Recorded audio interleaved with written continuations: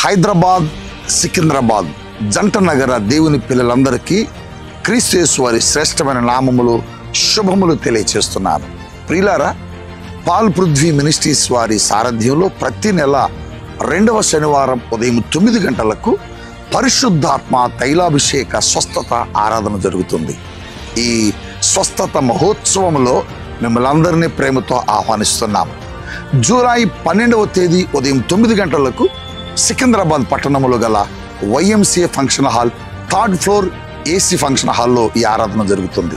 ఇప్పటికే దేశ నలుమూలల నుంచి ఆరాధనలో పాల్గొని బలమైన కార్యాలు పొందుకున్నారు. ఈ అంత్య దినాలలో పరిశుద్ధాత్మ దేవుడు బలమైన కార్యాలు చేస్తూ అనేక మందిని తాకుతున్నాడు.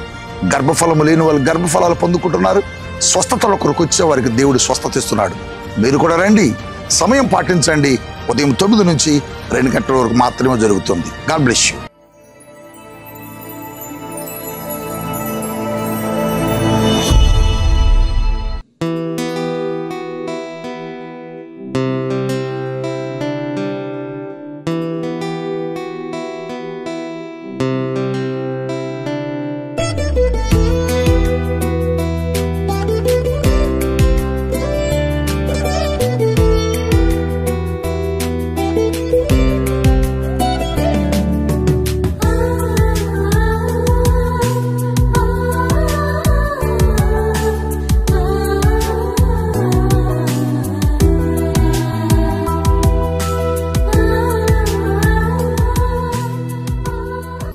Praise the lord.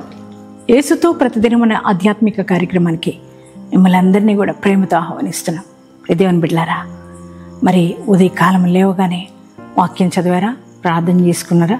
మీరందరూ వాక్యం చదివి ప్రార్థించారని నమ్ముతున్నాను. అంత మాత్రమే కాదండి, ఎన్నో బాధలు, కష్టాలు కదా, ఎన్నో శ్రమలు, ఎన్నో మరి ఇబ్బందికరమైన పరిస్థితుల మధ్యలో నలిగిపోతాం.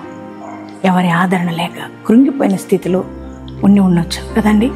ఎవరి పలకరింపు మీకు లేదేమో, కానీ మరి ఉదయకాలమే దేవుడు వాళ్ళని పలకరిస్తున్నప్పుడు, మీ ఇంటి తలుపు తట్టి నీ హృదయ వాకిటి నిలిచి నేను తట్టి నీతో మాట్లాడుతున్నప్పుడు ఎంత ఆదరణ కదా.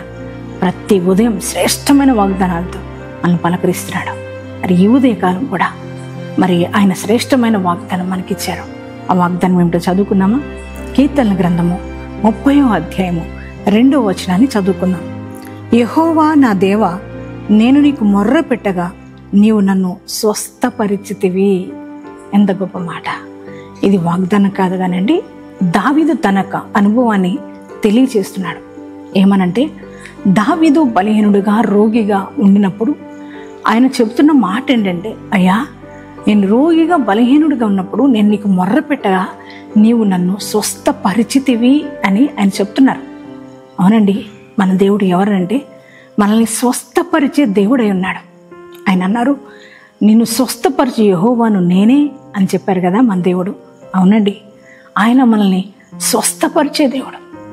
ఇప్పుడు దేవుని బిడ్డ ఆయన అనుభవాన్ని తెలియజేస్తున్నాడు దావీదే కాదండి, నాకున్న బలహీనతలు, నాకున్న బలహీన పరిస్థితుల్లో, అనేక రకాల బలహీనతలు ఆవరిస్తూ ఉన్న సమయంలో దేవుడు నన్ను కూడా స్వస్థపరిచాడు. దేవుని బిడ్డలారా, అవునండి, మన దేవుడు స్వస్థపరుస్తాడు.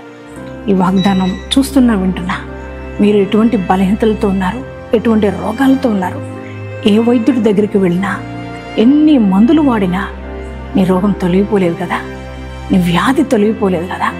డాక్టర్ నా వల్ల కాదని ఒకవేళ విడిచిపెట్టారేమో, మంచానికి పరిమితం అయిపోయావా? ఎవరు పట్టించుకోవట్లేదా? కృంగిపోయి ఉన్నావా? కన్నీళ్లతో ఉన్నావా? మరణకరమైన రోగం నిన్ను వేధిస్తుందా? కుదరని రోగం నిన్ను వెంటాడుతుందా? దీర్ఘకాలిక వ్యాధులతో నలిగిపోతున్నావా? ఇక నాకు స్వస్థత రాదేమో అనుకుంటున్నావా? ఈ ఉదయకాలం నీ ప్రభు నీతో మాట్లాడుతున్నాడు. నువ్వు కృంగిపోవద్దు నాన్న, నువ్వు ధైర్యం తెచ్చుకో. నీ దేవునికి మొర్రపెట్టు. యేసయ్యకు మొర్ర పెడితే ఆయన నిన్ను స్వస్థపరుస్తానంటున్నాడు. దావీదును స్వస్థపరిచిన దేవుడు మరి ఇప్పటికీ సజీవుడుగానే ఉన్నాడు. ఆయన నిన్ను కూడా స్వస్థపరుస్తాడు. ఏ రోగంతో బాధపడుతున్నా, ఏ వ్యాధితో బాధపడుతున్నా నిన్ను ఆయన స్వస్థపరచబోతున్నాడు. ఈ మాటను బట్టి ధైర్యం తెచ్చుకుంటావా? ఈ మాటను బట్టి యేసయ్యకి థ్యాంక్స్ చెప్తావా? యేసయ్యా, నువ్వు నన్ను స్వస్థపరుస్తావు, నేను నమ్ముతున్నానయ్యని యేసయ్యకి థ్యాంక్స్ చెప్పండి. యేసయ్య ఖచ్చితంగా మిమ్మల్ని స్వస్థపరచబోతున్నాడు. ఎంతమంది ఈ వాగ్దానం రిసీవ్ చేసుకున్నారో మీ అందరి జీవితాల్లో ఈ వాగ్దానం నెరవేర్చబడనుగాక. ప్రార్థన చేసుకుందామా?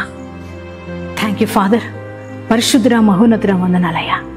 ఇదిగో నా ఉదయ కాలపు వేళ దావీదు తనకు అనుభవాన్ని తెలియజేస్తున్నాడు.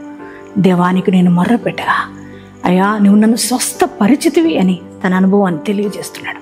అవునయ్యా, నువ్వు మమ్మల్ని స్వస్థపరిచే దేవుడావు ప్రభా. ఎంత మరణకరమైన వ్యాధులైనా బాగు చేయగలిగిన దేవుడు, స్వస్థతనివ్వగలిగిన వాడివి నాయన. ఈ వాగ్దానం వింటున్నా చూస్తున్న బిడ్డలు ఏ రోగాలతో ఉన్నారో, ఎటువంటి వ్యాధులతో ఉన్నారో, మరణకరమైన రోగాలేమో, హెచ్ఐవి ఏమో, క్యాన్సర్ ఏమో ప్రభా, అవయవాలు చెడిపోయి ఉన్నాయేమో ప్రభా. ఇదిగో తండ్రి, ఒకవేళ బెడ్కే పరిమితం అయిపోయి ఉన్నారేమో ప్రభా. నీ బిడ్డలను దర్శించయ్యా, నీ బిడ్డలను తాకయ్యా, నీ గాయపడిన హస్తంతో ముట్టయ్యా.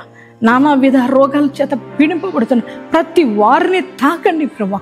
నీ గాయపడిన హస్తం వారి మీద చాపబడును గాక. నువ్వు పొందిన దెబ్బలలో మాకు స్వస్థత ఉంది, మేము నమ్ముతున్నామయ్యా. అయ్యా, ఈ ఉదయ కాలపు నేను ప్రార్థిస్తుండగానే వారి దేహాలను మీరు తాకండి ప్రభా, మీరు ముట్టుకొనండి ప్రభా.